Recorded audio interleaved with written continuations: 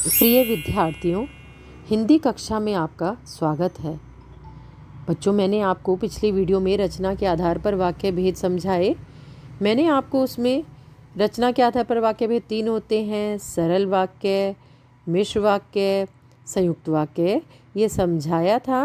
आज मैं आपको मिश्र वाक्य के भेद के बारे में समझाती हूँ, है ना। मिश्र वाक्य में जैसे प्रधान उपवाक्य और आश्रित उपवाक्य होता है, तो उसके बारे में आज मैं आपको समझा रही हूँ। तो थोड़ा सा मैं आप लोगों को मिश्र वाक्य की परिभाषा बता देती हूँ। मैंने आपको बताया था कि मिश्र वाक्य में एक से अधिक वाक्य होते हैं और जो व्यधिकरण समुच्चय बोधकों द्वारा जुड़े होते हैं। व्यधिकरण समुच्चय बोधक तो आपको मालूम है बच्चों, है ना। कौन कौन से इसमें योजक आते हैं?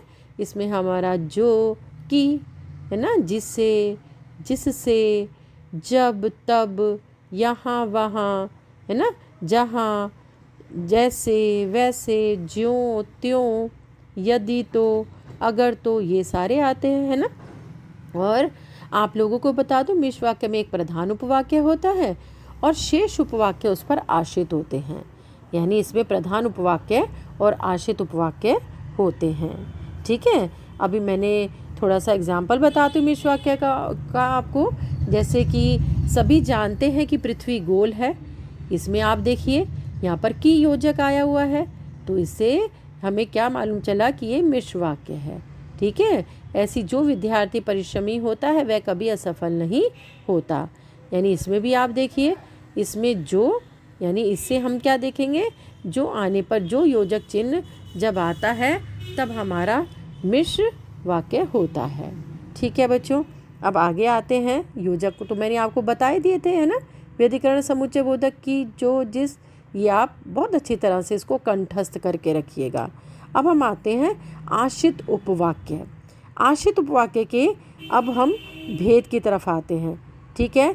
आश्रित उपवाक्य कितने प्रकार के होते हैं?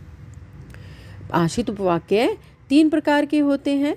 पहला हमारा संज्ञा आश्रित उपवाक्य, दूसरा विशेषण आश्रित उपवाक्य और तीसरा है क्रिया विशेषण आश्रित उपवाक्य। बच्चों, आपका एग्ज़ाम में अगर आएगा तो देखो पूछा जाएगा कि एक नीचे अंडरलाइन दे दी जाएगी और पूछा जाएगा कि उपवाक्य का भेद बताइए। इसका मैं एग्जाम्पल आपको आगे दूंगी। अब पहले हम संज्ञा आश्रित उपवाक्य की तरफ आते हैं कि आप कैसे पहचानेंगे कि किसी वाक्य में ये संज्ञा आश्रित उपवाक्य है। संज्ञा उपवाक्य यानी डेफिनेशन की तरफ आते हैं हम। जिस आश्रित उपवाक्य का प्रयोग प्रधान वाक्य की किसी संज्ञा, कर्ता, कर्म अथवा पूरक के बदले होता है वह संज्ञा उपवाक्य कहलाता है। और संज्ञा उपवाक्य अक्सर प्रायः क्या होते हैं, समुच्चय बोधक अवयव की से जुड़ा रहता है। यानी आप देखेंगे कि जहाँ हमारा वाक्य में की आया हुआ है, समुच्चय बोधक अवयव की आया हुआ है, तो हमारा वो संज्ञा उपवाक्य होगा। जैसे देखिए, अध्यापक ने बताया कि पृथ्वी गोल है। अध्यापक ने बताया कि पृथ्वी गोल है, यहाँ पर देखिए कि आया हुआ है। यानी आपका अगर एग्जाम में आता है कि अध्यापक ने बताया पृथ्वी गोल है, पृथ्वी गोल है पे अंडरलाइन होगा और आपसे पूछा जा सकता है, क्या पूछा जा सकता है कि उपवाक्य का भेद बताइए। जब उपवाक्य का भेद पूछा जाएगा तो आप की देखकर आप बताइएगा कि ये संज्ञा उपवाक्य है। ठीक है। ऐसे एक और एग्जाम्पल देखिए, मुझे दृढ़ विश्वास है कि मैं कक्षा में प्रथम आऊँगी, है ना। यहाँ देखिए, यहाँ भी मुझे दृढ़ विश्वास है कि आया हुआ है, तो यानी कौन सा उपवाक्य का हमारा भेद हो गया, ये संज्ञा उपवाक्य है ना, संज्ञा आश्रित उपवाक्य। अब हम आते हैं बच्चों नेक्स्ट विशेषण उपवाक्य की तरफ। विशेषण उपवाक्य देखिए, जो आश्रित उपवाक्य प्रधान उपवाक्य की किसी संज्ञा या सर्वनाम की विशेषता बताता है उसे विशेषण उपवाक्य कहते हैं। विशेषण उपवाक्य प्रायः जो और इससे संबंधित इसके जो विभिन्न रूप है, जैसे जिनसे, जिन्होंने, जिससे, जिससे, जिसके लिए, जिनका, जिन पर आदि से ये शुरू होते हैं, है ना। जैसे आपका एग्जाम्पल की तरफ आते हैं बच्चों। अब हम यानी आपसे पूछा जा सकता है, कोई एक वाक्य दे दिया जाएगा और उस वाक्य में एक किसी उसमें अंडरलाइन होगा, पूछा जा सकता है उपवाक्य का भेद बताइए। तो आप देखिए, जैसे ये है एग्जाम्पल, मेरे पास एक कमीज़ है जो बहुत सुंदर है। अब बहुत सुंदर है के नीचे अंडरलाइन है और पूछा किसमें, उपवाक्य का भेद बताइए, है ना।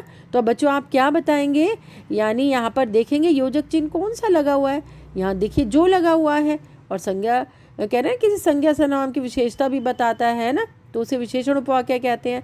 यानी कमीज है जो सुंदर है, कमीज की विशेषता बताई जा रही है, सुंदर है ना। तो जो यानी जो से जो के विभिन्न रूप होते हैं, जिन्होंने जिसके अगर ये आ रहे हैं तो वो हमारा विशेषण उपवाक्य है। जैसे मेरे पास एक कमीज है जो बहुत सुंदर है, अगर आ गया तो आप बता देंगे कि उपवाक्य का भेद पूछा जाएगा तो आप बताएंगे विशेषण उपवाक्य है। अब नेक्स्ट देखिए, यह वही कलाकार है जिसे कल पुरस्कार मिला था, है ना।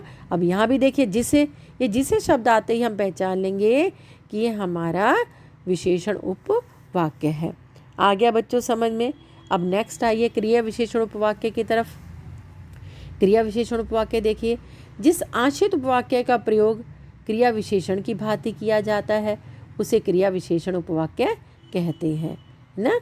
देखिए क्रिया विशेषण उपवाक्य में देखिए बच्चों आप लोग के कैसे आ सकते, जैसे जब, तब, जैसे, वैसे, जहाँ, है ना, जहाँ, वहाँ, ठीक है, यदि, तो, अगर, तो, है ना।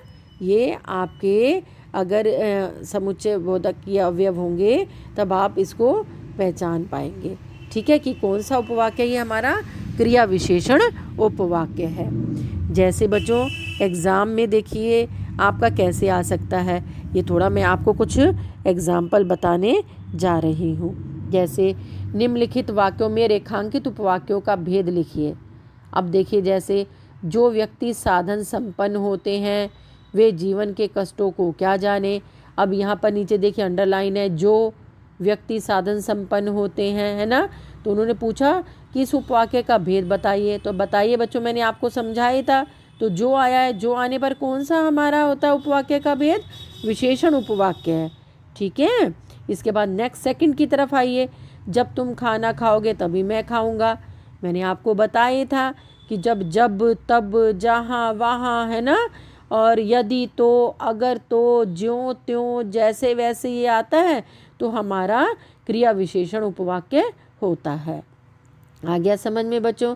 अब थर्ड पॉइंट की तरफ आते हैं हम, यह प्रतीक की कार है जिसके द्वारा मैं यहाँ तक पहुँचा हूँ।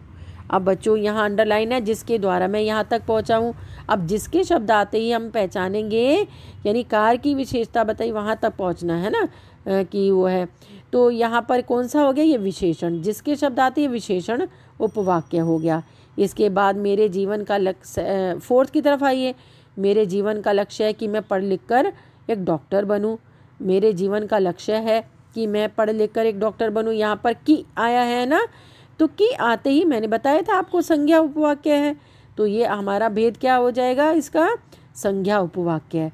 नेक्स्ट आइए, यदि वह परीक्षा में प्रथम आएगा तभी उसे इनाम मिलेगा, है ना। यहाँ यदि शब्द आया है, यदि, तो, अगर, तो, है ना, और जहाँ क्रिया की विशेषता बताई जा रही है ना, तो वहाँ पर हमारा क्रिया विशेषण उपवाक्य है। और इसके पहचान हम इसी से लेंगे, जब, तब, जैसे वैसे, है ना, और ज्यों त्यों, यदि, तो, अगर, तो, ये इससे पहचानेंगे हम। नेक्स्ट देखिए, जो मेहनत करते हैं वे फल पाते हैं। अब यहाँ पर जो आ रहा है ना, जो आ रहा है, तो जो आते हैं हमारा कौन सा हो गया, ये विशेषण उपवाक्य हो गया। नेक्स्ट देखिए, वह लड़का खड़ा हो जाए जिसने फूल तोड़ा था, है ना, जिसने फूल तोड़ा था, यानी जिसने आते ही हमारा कौन सा हो गया बच्चों, ये विशेषण उपवाक्य हो गया। आ गया बच्चों समझ में। मैंने आज आपको रचना के आधार पर हमारे वाक्य भेद के अंतर्गत मिश्र वाक्य में जो हमारा आश्रित वाक्य उसके भेद बताए, ठीक है। अब आपको इसकी प्रैक्टिस शीट दे दी जाएगी, इसको बहुत ध्यान से आपको करना है। धन्यवाद।